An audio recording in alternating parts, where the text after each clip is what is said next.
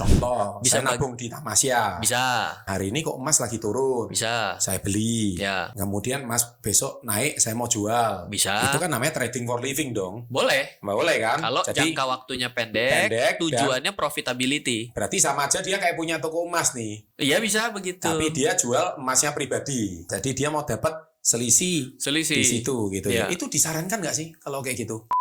Harga emas akan cenderung mengalami penurunan sesaat ketika Amerika menaikkan suku bunga. Kenapa? Karena dolar Amerika adalah lawannya dari emas. Lah kalau selalu dia itu ya? Kecenderung ya Pak ya. Artinya ini ilmu ekonomi ini adalah semuanya angka tapi bukan 1 tambah 1 sama dengan 2. Ini menariknya gitu kan. Menjadi investor itu adalah profesi semua orang cocok. Menjadi pedagang nggak semua. Menjadi pedagang dan pebisnis itu nggak semua orang punya DNA itu Pak. Menjadi seorang pebisnis nggak gampang loh. Begitu lagi susah, karyawan bisa makan lebih banyak daripada kita yang minus. Oh iya jelas. Sahabat entrepreneur, salam hebat luar biasa. Selamat jumpa kembali. Dan kali ini kembali dengan narsum favorit kalian. Mr. Ryan Filbert. Yes, ini kalau saya ngomong beliau ini sudah kayak MacGyver ya. Kalau Anda zaman dahulu itu MacGyver suka nonton itu kayak orang yang canggih banget ya, dia dengan barang apa aja itu bisa jadi sesuatu gitu loh kayaknya. Nah ini kalau ngomong keuangan investasi ini sudah mbahnya ini. Baik. Narsum favorit di SB30. Baik Pak. Bro Rian, ya. Yang lalu kita ada bahas tentang level-level investasi emas. Ternyata banyak ya. Banyak ya. Bukan cuma satu ya. Pusing juga saya. Itu kayak kuliah jadinya. Terus yang kedua ada strategi-strateginya ada 4. Jadi kalau juga. Anda belum pernah nonton, silakan Anda tonton video yang sebelumnya. Dan yang paling disarankan dollar cost averaging. Yes. Nah kali ini kita mau bahas nih. Jadi kita sudah concern kali ini. Kalau yang lalu kan kita forex sudah pernah. Ya, saham kita udah senggol-senggol sedikit. Ya. Kali ini kita mau concern ke emas. Boleh. Nah, jadi topik saya kali ini itu adalah bicara soal ini. Manusia ini kan suka bingung antara apa beda nabung sama trading. Kalau saya kan selalu memposisikan saya ini investor, bukan trader. Siap. Saya, ya. Kita akan bahas setelah yang satu ini. Welcome to Success Before 30 Level Up Podcast. Nah, kita kembali ke topik. Oke. Apa sih bedaan trading sama nabung emas? Oke, ya jadi sebenarnya kan kalau kita itu berpikir ya dalam kehidupan sehari-hari kita tuh sebenarnya bisa jadi banyak profesi dalam satu kehidupan. Oke. Ya kita bisa jadi orang tua, kita bisa jadi suami, bisa jadi istri, jadi karyawan gitu kan. Nah ini sebenarnya adalah sama, ini adalah 2 profesi atau suatu 2 kegiatan. Pekerjaan ya. Berbeda ini, yang jelas pasti ada bedanya. Nah kalau namanya trading itu kan sebenarnya dalam bahasa Indonesianya adalah berdagang. Pedagang. Nah, jadi kalau kita berdagang itu biasanya kalau orang dagang itu selalu fokusnya apa sih sehingga orang itu umumnya sekarang toko emas lah. Toko emas ya berarti dia paling gampang toko emas ya. Oke, dia buka emas ya. Berarti tujuan dasarnya itu kalau antara kita dengan toko emas pasti punya goals yang berbeda juga. Lain pasti. Misal kalau orang yang namanya toko emas itu sebenarnya dia berbicara mengenai bisnis emas itu sendiri. Setuju. Ya kan? Lalu dia itu sebenarnya juga melakukan pertukaran emas lah. Iya. Ya, jadi itu mirip semirip seperti cara berpikir money changer. Money changer. Oke. Sekarang kalau saya sebagai trader emas lah, trading emas ya. Berarti sebenarnya yang saya cari sebenarnya selisih harga jual dan harga beli. Selisih harga. Ya, sampai di situ titik. Cuannya di situ. Iya, kenapa? Karena saya akan membeli ketika harga emas saya anggap murah. Ketika saya anggap loh ya. Karena harga yang saya anggap belum tentu benar kejadian. Iya. Ketika saya anggap murah dan saya akan menjual ketika harganya naik. Iya. Dan saya akan lakukan berulang-ulang. Iya. Nah, biasanya ketika kita sudah bicara mengenai dagang, biasanya kita sudah bicara mengenai trading. Betul. Ini juga tidak lama jeda waktu antara beli sampai jual. Oke. Misalnya, ada orang yang trading mingguan, trading bulanan. Tapi kalau orang udah, saya trading 3 tahunan, kayaknya dagang 3 tahunan udah terlalu lama. Jadi dia sudah mulai seperti investor emas karena dia keep dalam waktu yang lama. Jadi yang namanya dagang biasanya satu, mindset utamanya adalah profitnya yang di depan. Profit di depan. Ya, dia akan cari berbagai macam cara, analisa apapun dengan tujuannya adalah untuk mencari emas yang murah. mencari emas yang murah. Ya. Yang kedua, sudut pandangnya adalah biasanya waktunya nggak lama-lama. Ya. Makanya sampai ada kata-kata adalah trading for living. Ready for living. Berdagang untuk hidup. Ya. Nah, jangan lupa loh, yang namanya orang dagang Ya. itu bagian dari active income. Ya. Karena apa? Karena dia melakukan kegiatan aktif. Dia meluangkan waktunya di situ. Betul. Menukar waktunya dengan Betul. pekerjaan tersebut. Betul. Jadi ketika kita berbicara mengenai trading, itu mindsetnya adalah bukan kegiatan pasif, Bukan kegiatan pasif. kegiatan aktif. Aktif, jelas. Kalau menabung ini sebenarnya bisa mirip dengan investasi. Ya. Kalau kita berbicara dengan nabung, biasanya semua orang itu cocok menjadi seorang investor dan menabung. Cocok. Nggak peduli profesinya apapun. Iya. Kriteria orang bisa nabung di bank kan nggak ada. Semua orang boleh buka Asal lu tabungan. punya duit ya nabung lah. Iya. Iya. Nah, tinggal orang itu mau menggunakan yang namanya tabungannya untuk apa? Iya. Hanya untuk kegiatan transfer. Iya. Ya, terserah itu. Tapi kalau kita berbicara nabung, Iya. maka biasanya adalah suatu tindakan yang pasif. Oke. Kenapa? Karena kita nggak melakukan kegiatan yang aktif jual dan beli. Iya. Nah, tujuan orang nabung biasanya sudut pandangnya untuk masa depan, Iya. bukannya untuk masa kini. Iya. Sedangkan orang yang dagang itu mau secepat mungkin agar untungnya bisa dirasakan saat ini juga. Betul. Ketika kita berbicara menabung, Ya. maka kita jangka panjang. Ya. Nah, jangka panjang itu biasanya akan mengejar 2 target. Oke. Target yang pertama, target waktu. Target waktu ya. Saya mau nabung untuk nanti anak saya masuk kuliah. Ya. Anaknya berapa lama lagi masuk kuliah? 5 tahun lagi. Ya. Target waktunya 5 tahun. Betul. Oke, yang kedua, target nominal. Target nominal. Saya nabung mau pergi ke Tanah Suci. Iya. Saya perlunya adalah 50 juta seorang. Nah, Iya. target nominal. Iya. Ya, yang ketiga ya gabungan dari keduanya lah, sudah pasti. Setuju lah. Jadi yang Gabungan berbicara dengan dua ini tetap aja ia digunakan emas lah sebagai landasan tradingnya dan landasan nabungnya. Nah, sekarang kita kembali ke masyarakat kita yang majemuk. Ya, Ya, di mana banyak trading for living. boleh. Iya kan? Jadi mereka sudah menganggap sekarang banyak kerjanya online nih. Saya di luar waktu, saya jadi ojol. Bisa. Iya kan? Itu kan dia menukar waktunya tuh Ya, dengan jadi sopir. ya. Oke, tapi di luar itu saya nganggur, nunggu penumpang dan sebagainya. Boleh nggak saya trading mas? Oh iya boleh. Boleh-boleh aja ya. Kan sama aja. Saya ojol waktu nganggur saya jualan di marketplace. Iya. Dagang juga sama Nggak ada juga. masalah ya? Nggak ada masalah. Contoh, Bisa saya nabung di Tamasya. Bisa, Nah, hari ini kok emas lagi turun. bisa. Saya beli. Ya, Kemudian emas besok naik, saya mau jual. bisa. Itu kan namanya trading for living dong. Boleh. Boleh kan? Kalau Jadi jangka waktunya pendek, pendek, tujuannya profitability. berarti sama aja dia kayak punya toko emas nih. Iya bisa begitu. Tapi dia jual emasnya pribadi. Betul. Nah, jadi dia mau dapat selisih selisih. di situ gitu ya. Iya. Itu disarankan nggak sih kalau kayak gitu?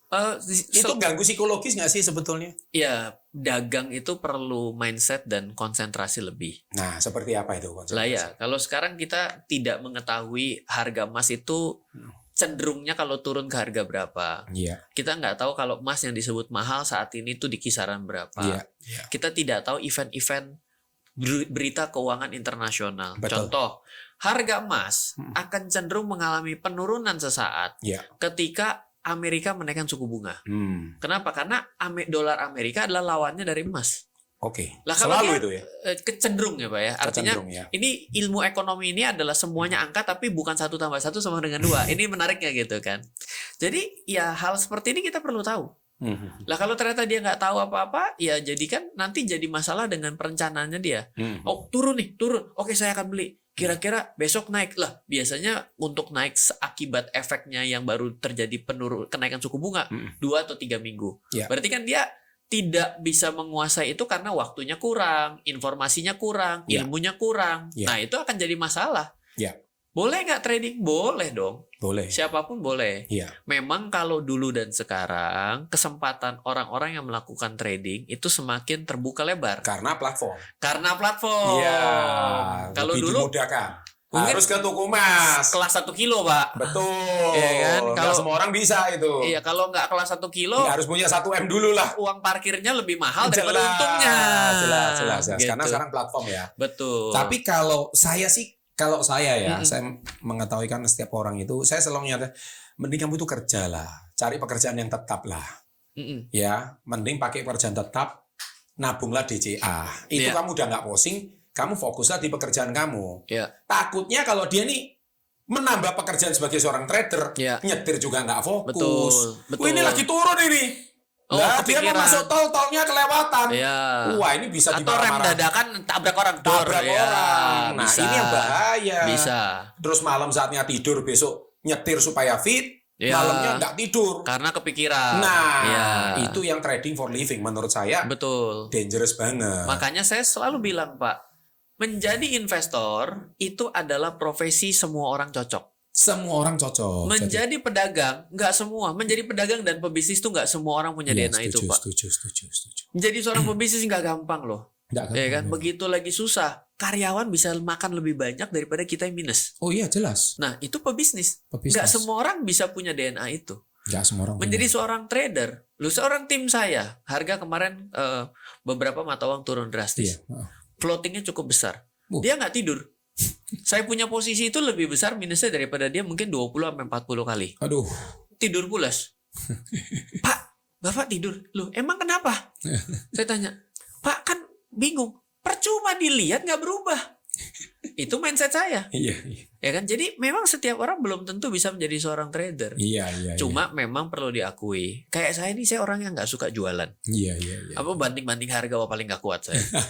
Trading mungkin menjadi sesuatu yang menarik buat saya. Kenapa? Saya nggak perlu OPEX dan CAPEX. Iya. Ya kan? Saya benar-benar hanya berada di screen. Tapi itu tidak semua orang bisa lakukan itu. Iya. Gitu. Jadi memang perlu hati-hati dalam memilih profesi menjadi seorang trader. Iya. Karena survivalnya nggak banyak. Survivalnya nggak banyak, Pak. Nah, ini tolong tipsnya Pak Rian ini harap dicamkan, dipatri di dalam dada, diulang setiap hari, pagi, siang, malam, kalau kamu mau menjadi seorang trader. Mau nggak saya cerita satu kali lagi? Boleh. Waktu tahun 2005-2006 itu kan saya lagi baru mulai belajar trading ya, Pak ya. Waktu itu satu komunitas ya. Biasalah ikut seminar kelas ini lama-lama tukeran gitu ya. Dulu kan bikin grup email gitu ya. Itu mulai dari 10 orang. Yang masih jadi trader sampai hari ini, Pak. Coba debak dari 10 orang. Dari 10?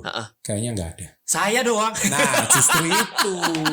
Saya yakin nggak ada. Yang ada lain kali stres. Karena mungkin makanya Anda jangan salahkan kalau Bro Rian ini kenapa saya selalu undang sebagai narsum. Karena Bro Rian sama saya ini kebalikan. Saya ini entrepreneur, beliau ini seorang trader sejati. Dan ini cara berpikirnya berbeda, tapi dengan kita ngobrol kita bisa ketemu. Karena ini kan masalah mindsetnya berbeda. Ini kan pilihan hidup masing-masing gitu loh. Nah, tapi ya kalau Pak Rian saya paksakan jadi kayak saya, ya beliau stres juga. Iya, betul. Saya kalau disuruh kayak Pak Rian yang begini, saya juga bingung. Tapi sekarang saya akhirnya menemukan satu titik temu. Kalau sebagai trader yang sehat, trader yang tenang, trader yang bukan gambler, itu harus kayak Pak Rian. Jadi di set, terus ditinggal hidup. Ada metodenya. Yang saya temui yang gambler semua, yang bunuh diri semua itu. Makanya kita kembali ke topik yang dulu. Pakai kartu kredit, KTA, pinjol, semua selesai. Nah, jadi kembali ke itu trading ya. Jadi kalau kalian sanggup seperti kayak Bro Rian, silakan jadi trader. Makanya tadi saya ngomong itu sebagai sebuah profesi. Tapi kalau tidak, ya kembalilah jadi investor atau nabung emas. Ini yang paling enak. Kembali ke topik nabung. Nah, nabungnya strateginya apa? Di video kita yang pertama tadi. Nah, atau kalau enggak, di sini ada 3 poin kan? Ada jangka waktu, target nominal, atau digabungkan yang keduanya. Tapi ada tips apa lagi? Ada kata kunci dan yang tidak disadari atas 3 poin itu. Apa itu? Dalam kita menabung, dalam kita berinvestasi, tentukan dulu rencananya.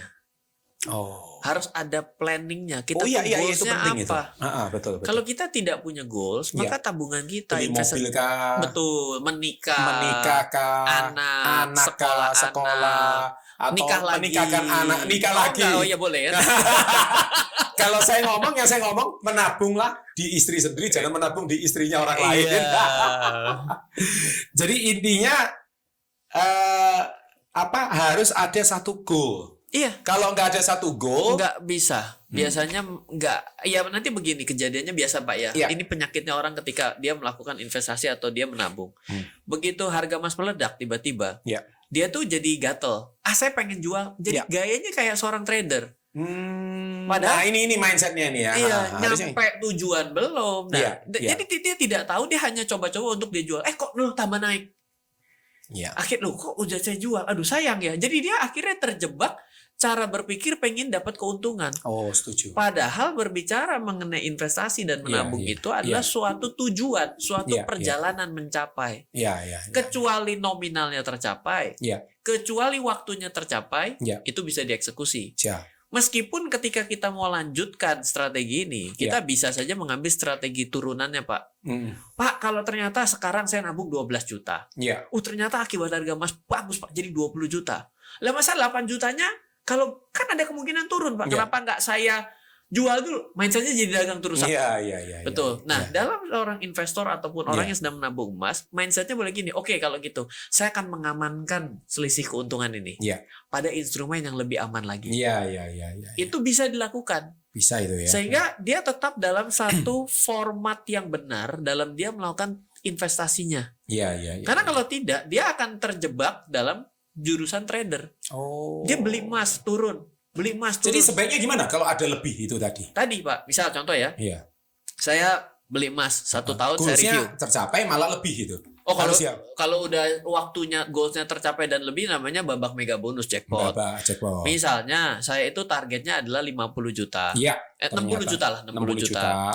Ternyata selama 5 tahun. Artinya 1 tahun pertama harusnya saya dapatnya baru 12 juta. Setuju. Nah, ternyata itu jadi 18 juta. Oke, itu bonus dong. Ada 6 juta ini kan lebih. Performance yang lebih kan. Tapi dia masih punya tanggung jawab untuk nyelesain 60 juta. Betul. Apa yang harus dilakukan? 6 jutanya namanya protect your profit. Masukin aja ke misalnya deposito yang lebih aman. Kan jadi secara diversifikasi ya. Iya. Jadi kita tidak membuat ini menjadi fluktuatif. Kalau selama harga emas kan itu selalu naik dan turun ya. Nah, itu nilai fluktuasinya itu kita kunci dengan kita ambil masukkan. Jadi sehingga ketika dia turun pun nggak apa-apa, saya tetap aman yang 6 jutanya. Gitu loh. Jadi jangan berpikir seperti cara seorang trader. Kalau pedagang gini, 100 dapat untung 150 tak tradingin lagi. 150 untung tak tradingin lagi. Emang kamu pasti nggak pernah rugi. Gitu. Setuju. Dan keuntungan yang kita ini bisa mengcover kalau suatu saat goals kita tidak tercapai di tahun-tahun berikutnya ya. Betul. Nah, guys, jadi artinya topik kita kali ini itulah perbedaan trader sama menabung emas.